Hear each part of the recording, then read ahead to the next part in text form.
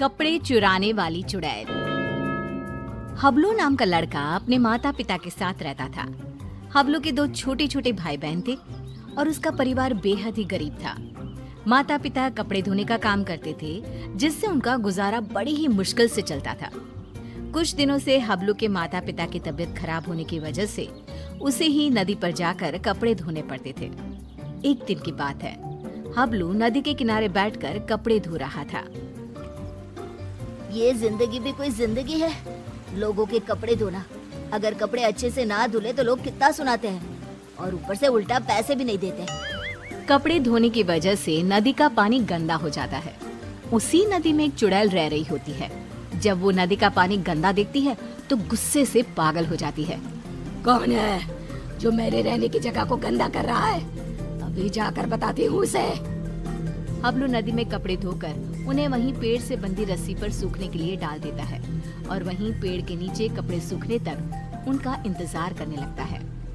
हबलू को पता ही नहीं चलता कि बैठे बैठे कब उसकी आंख लग गई और कुछ ही देर में चुड़ैल भी नदी से निकलकर आ जाती है।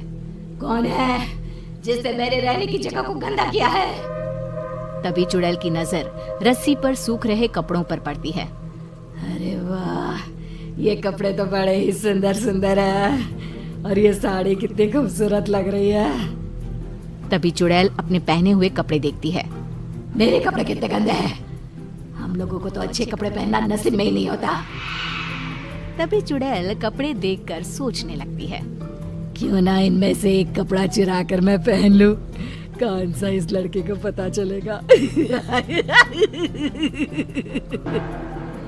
चुड़ैल जल्दी से रस्सी से एक साड़ी उतारती है और नदी में ले जाकर पहन कर देखती है। ये साड़ी मुझ पर कितनी खूबसूरत लग रही है, इसमें तो मैं एकदम हूर की परी लग रही हूँ। फिर कुछ देर बाद हबलू की आंख खुलती है। उसे पता नहीं चलता कि कब शाम हो गई। अरे शाम हो गई, समय का पता ही नहीं चला।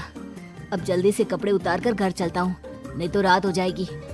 हबलू रस्सी से कपड़े उतार कर घर चला जाता है और घर जाकर कपड़ों की गिनती करके उन्हें एक गठरी में बांधने लगता है। 1 2 3 और ये 5 और ये 9, ये कैसे हो सकता है? मैंने तो 10 जोड़े कपड़े धोए थे, इनमें तो एक कम है। दोबारा गिनता हूँ, कहीं मुझसे कपड़े गिनने में भूल ना हो गई हो। हबलू एक एक करके दोबारा कपड़े गिनने लगता है, पर इस बार भी कपड़े 10 जोड़े की जगह 9 जोड़े थे। कपड़े कम होने की वजह से वो परेशान था। ये सब सोचते सोचते उसे कब नींद आ जाती है पता ही नहीं चलता। अगली सुबह हबलू फिर से कपड़े लेकर नदी पर धोने के लिए चला जाता है और जैसे ही वो कपड़े धोने लगता है, नदी का पानी कपड़े धोने की वजह से फिर से गंदा होता है। ये देखकर नदी में रह रही चुड़ैल आग बबूला हो जाती है। ये लोग मुझे चैन से रहने भी नहीं देते। आज फिर ये लड़का कपड़े धोकर मेरी रहने की जगह गंदा कर रहा है। आज मैं ऐसा सबक सिखाऊंगी कि ये कपड़े यहाँ धोना ही भूल जाएगा। हबलू के कपड़े धोने के बाद वो उन्हें पेड़ से बंधी रस्सी पर सूखने के लिए डाल देता है।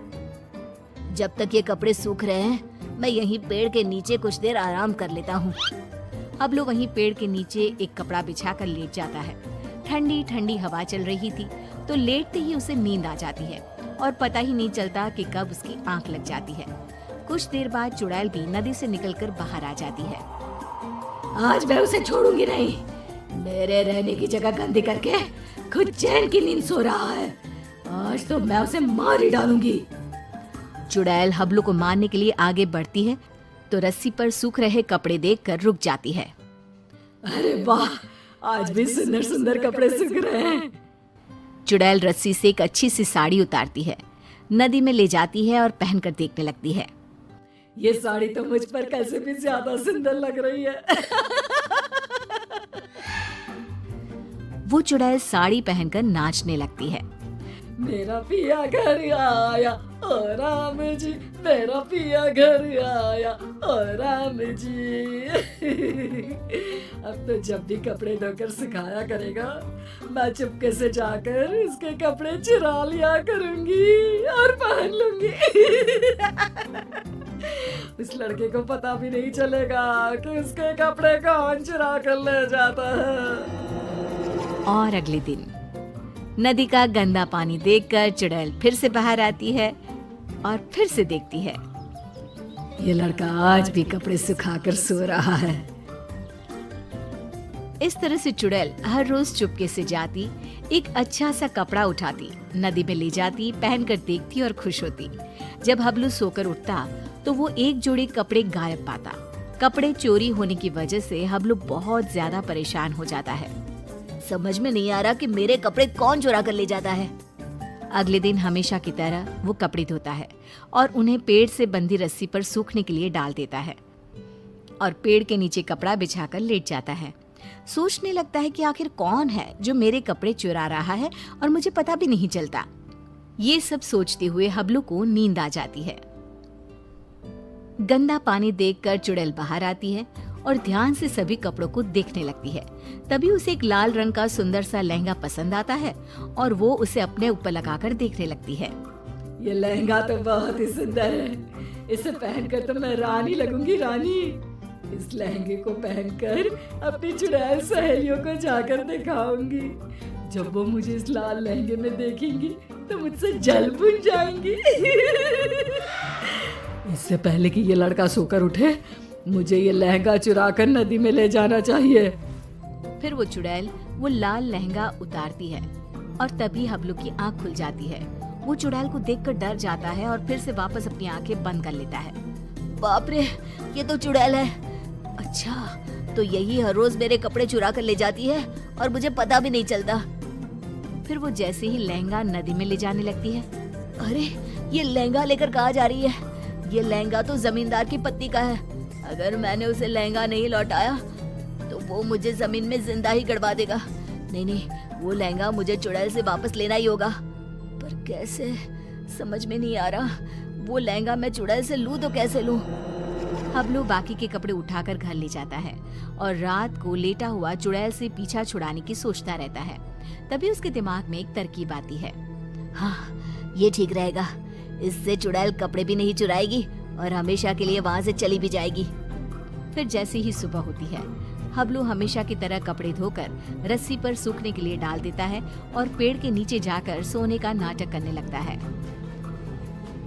लगता है आज फिर इस लड़के ने कपड़े धोए हैं। चुड़ैल नदी से निकलकर बाहर आती है तो देखती है कि रस्सी पर केवल आज दुपट्टे ही दुपट्टे सूख रहे हैं। ये क्या, आज सिर्फ दुपट्टा? कोई बात नहीं, आज मैं इसे ही ओढ़ लेती हूँ। जैसे ही चुड़ैल रस्सी से दुपट्टा उतार कर उड़ती है, उसके पूरे शरीर पर खुजली होने लगती है। मर गई रे, ये मुझे खुजली क्यों हो रही है? अरे कोई तो कुछ तो करो। हबलू आंखें बंद करके सब कुछ देख रहा होता है। अब आएगा मजा। बड़ा रोज कपड़े चोरी करके पहनती थी, अब पहन कर देख कपड़े। आज इस चुड़ैल को पता चलेगा कपड़े चोरी करके पहनने का नतीजा। आज के बाद ये कपड़े चोरी करना भूल जाएगी और फिर कभी जिंदगी में किसी के कपड़े नहीं चुराएगी। चुड़ैल इधर उधर भागने लगती है। खुजली, अरे बचाओ, मेरे शरीर पर खुजली हो रही है। अरे मर गई मैं। अरे कोई तो मुझे बचाओ, मुझे नहीं पहनना ये दुपट्टा। अरे इससे तो मेरे शरीर में खुजली होने लगी है। अरे मुझे नहीं चाहिए इस लड़के के कपड़े। और चुड़ैल नदी में जाती है और सारे कपड़े लाकर वहीं डालकर भाग जाती है। और फिर वो हबलू तो क्या, किसी और को भी कभी परेशान नहीं करती।